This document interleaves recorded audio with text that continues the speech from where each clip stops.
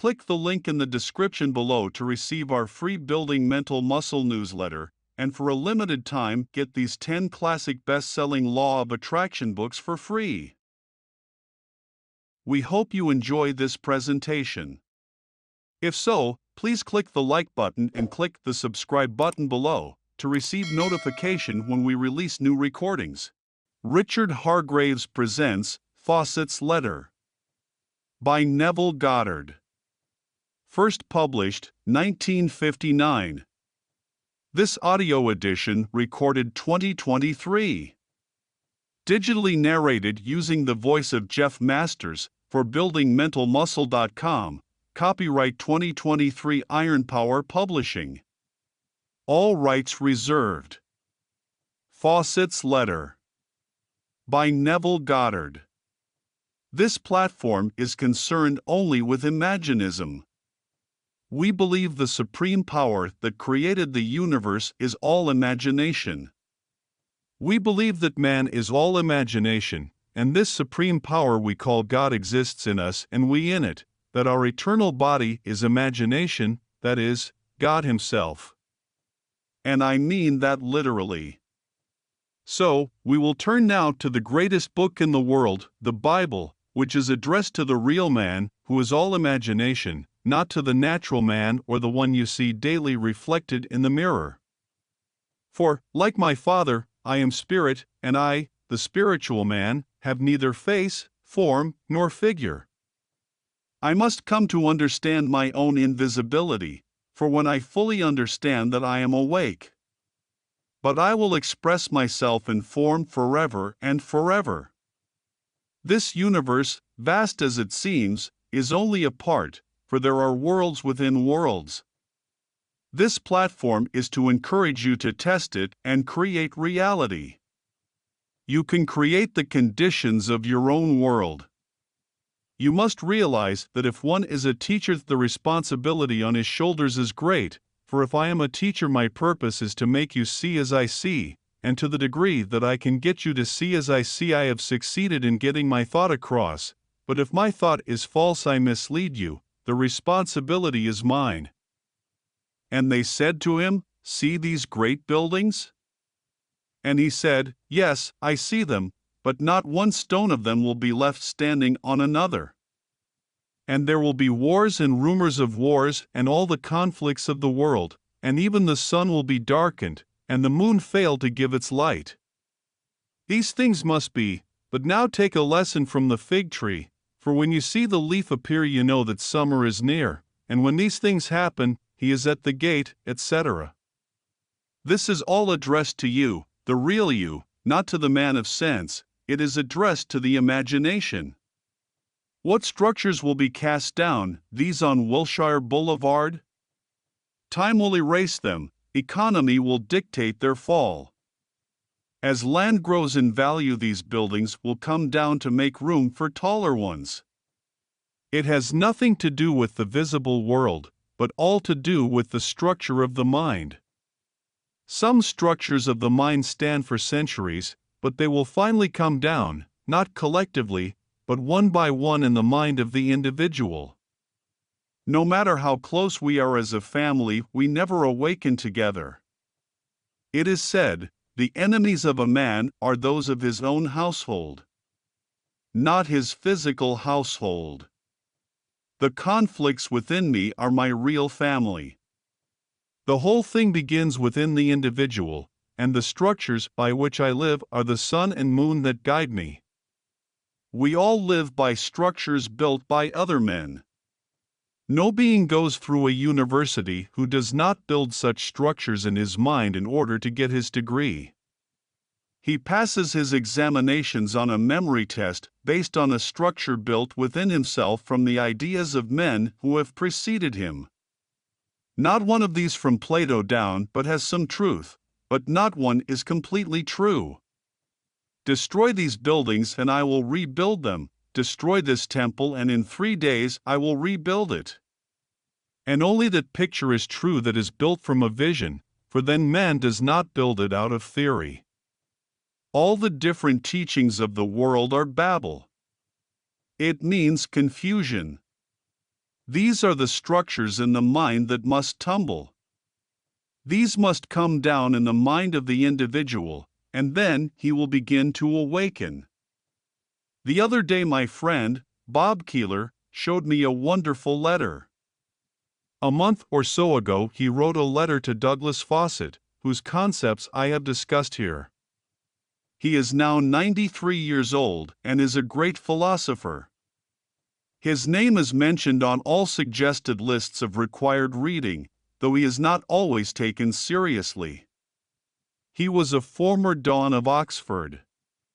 In answer to Bob's letter, this is the gist of what he said. He told Bob he was very interested, and then he said, "I have been fighting for Imaginism since 1916, and all my experiments prior to 1916 I have abandoned as valueless, but since 1916 I have been fighting for Imaginism." Douglas Fawcett came to Imaginism by the way of completely exhausting all the other ideas, including the Germanic ideas, of truth.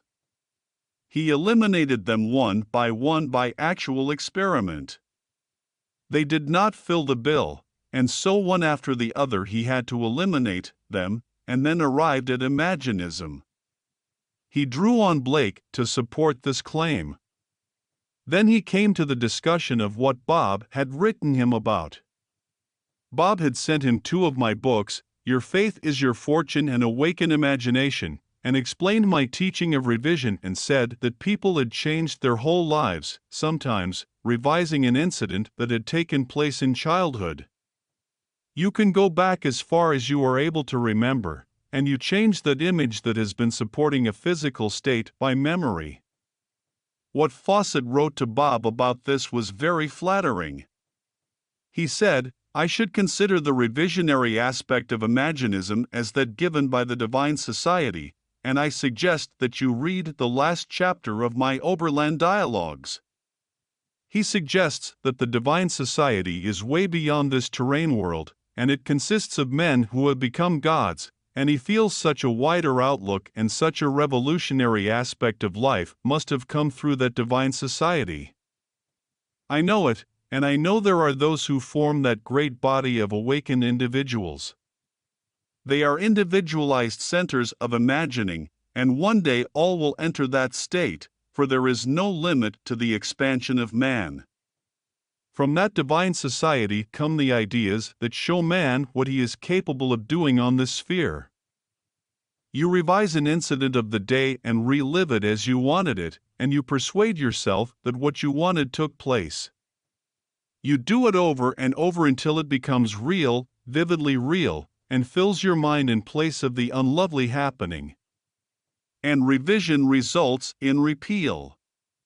So, the thing you have been keeping alive will now change according to the revised image. You will then discover that imagination creates reality. But from now on we will weave in our visions so as to give offense to no one, nor will any be led to believe that this is an arrogant platform. A lady told me this story. She was reading one of my books, when a friend came by and seeing the book said, "I do not care for him or go to him.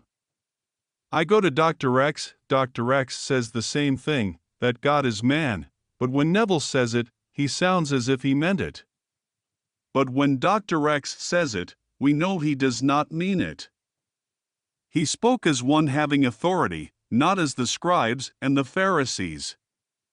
A scribe is one who says the words of others. The one speaking with authority has realized his own invisibility, so that when he says God and man are one, he knows it. And do not tell him to turn the stones into bread, for he will say, "Get thee behind me." He is teaching and telling you who you are, for he has found out who he is, and there is only one, you in me and I in you. Everything in your world you can create, for you are creating anyway, though not always wisely. Some are frightened when you boldly assert that God is man, but you cannot restrain the feeling of authority. For I know God is man. I know the symbol that out of his own brain he will bring forth the child, and a wise man will put it in his hands, and he will hold it. It seems mad, but I sired it. Who is the Son? God. Who is God? I held him. But you are limited to this little garment of flesh for educative reasons. How could you reach people who are climbing through infinite levels of awareness unless you could reach them as one of themselves? So, one returns. He can gain nothing from the return. Everything man has entered, he has entered, but he returns and, as his father did, takes on the limitations of the flesh, returning through the womb of a woman. It is all imagery or the outpicturing of the individual and what he is doing in this world. If I speak with authority, I cannot help it, for I know from my own mystical experiences that man is all imagination. When I walk through this world, I bring images through my five senses. If I do not rise above it but live in it as if it were true, then I am anchored in the senses. The real you is all imagination, but between you and the natural man stands the specter of reason. And one must cast him into the lake and bring before your mind's eye what you would see and touch and hear if what you desired were a reality, and if you walk in that image, you will bring about a transformation in your world. We have these great giants, like Plato, etc., and every child builds into his mind the structures of such great minds, who give only partial truth. But as we are told in Mark 13, all these great buildings will go down. None will survive, only the visions, the temple not built with hands, it will survive. Everyone here can be the woman or the man he wants to be, for God has never left you. God actually entered this body when you jumped in your mother's womb. He entered death's door, this body, with us and remains with us until we awaken. For the day will come when you will awake, and then you are He, and the whole thing will be unfolded. Let us go out determined to bring the buildings down by putting something in their place. As you become more and more aware, the old buildings will collapse. In the mind of every man, these structures are built by the teachers of the world, but only the individual can bring to life the structure within himself. We awaken individually, not collectively. He comes, as it says, in clouds of glory, but inside you. All things topple at last. They used to bleed us to make us well, now they give us blood for the same reason. We change from this diet to that, each worked in its time. These are structures that are built into the minds of men. These will not fall collectively. For example, fascism has not yet fallen. It only falls in the mind of the man who has discovered within himself how empty it is. But do not think that because they have lost the war that it is not still a structure in the mind of people. All these buildings will fall, but it has nothing to do with our lovely buildings on the avenue. Economy will take care of those. But the buildings that the Bible speaks of are within you. That book is speaking of you, of us. God so loved you and me that He became us individually and stamps that print on us that makes each of us unique. We are all individualized, but we are visible on certain levels of our being. The real you is an infinite God. On this level you have turned around, but the ascent is by the effort you will make through faith. Yet 90% of what you receive will not be through your effort, but through grace. You have no conception how much is given to man. Your effort is always multiplied 1,000-fold. You make your effort, and you will be amazed at the gift that comes to you. 90% is by grace, and only a maximum 10% is by the effort of the individual. God is not here to punish us, or to get even. It is the awakening of God in man. Here is one great philosopher, Fawcett, who came to it completely by elimination. He wrote, "I am so happy to find several allies in your great America." Everyone individually will awaken to the reality he is seeking, and that is his own wonderful imagination, and that is God. That is the one called the potter. I went down to the potter's house, and the potter was working at his wheel. I went right into my own being. I was working at the wheel. I was cogitating on what I had during the day. And the vessel in his hand was spoiled, but he reworked it into another vessel, such as seemed good unto him. Jeremiah, chapter 18. Well, today did I take something that was spoiled and rework it? Did I take some distressing word and rewrite it? I could not stop the image forming when I read the letter today, so I hold in my hand that which is spoiled. But I can rework it and fashion it into another vessel. I can read the letter I wish I had received. Everyone has to do that, so if I did not do it, he is not speaking of me, for I am not being the potter as I should. He is speaking of the one who, as in Jeremiah, chapter 18, is trying to awaken. Imagination is the potter. The word means maker, it also means God. So, I went to God's house, and I found him within myself. I sat alone thinking, which means being at my wheel, and what I held in my mental hand seems to be spoiled, so I rework it into a more wonderful vessel. If I can do it, I have proved I am beginning to awaken. But do not try to create any new religion. Religion means devotion to the most exalted experience you have had. Do not try to rewrite it. Do not add to the Tower of Babel. Visions will come bearing witness to your progress. As they come, you know where you stand. You go from Genesis to Revelation. You come to the point where there is no sun and no moon. You do not need them, you become your own light.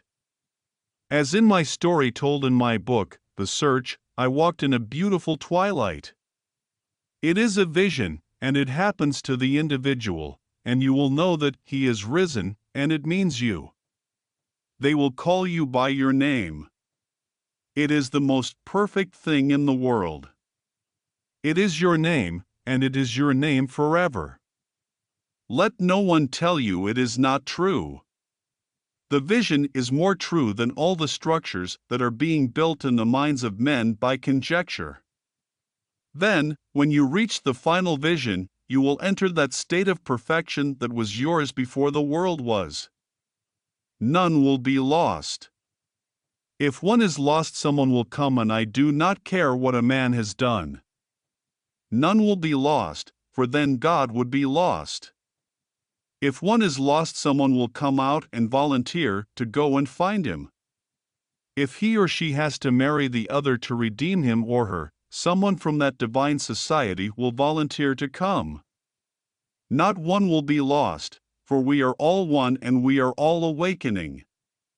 These are perfect visions from Genesis to Revelation, with a few commentaries. Ruth, Esther, Ecclesiastes, these are commentaries and not perfect visions.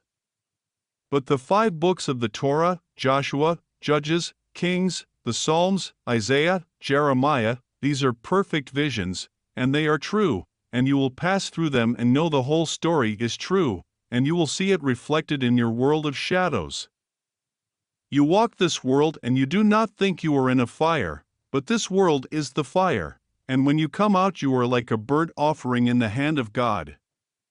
This world is the flame of experience. We are looking at different views, and I am here to encourage you to live nobly and be faithful to your dream that it may crystallize. These things are only to prove that you can create. Do not become lost in the thing you create. Go back and create some more. My whole purpose is to tell you how wonderful you are, and if after the first night of this series you thought I was a dangerous man because I meant what I said, that God and man are one, well, it is what I have been sent to tell you. And may I also tell you that everyone who is sent is called a devil, and God loves every one of them. Now let us go into the silence. End of lecture. If you enjoyed listening to this recording, please click the like button and click the subscribe button below to receive notification when we release new recordings. Click the link in the description below to receive our free Building Mental Muscle newsletter, and for a limited time get these 10 classic best-selling Law of Attraction books for free.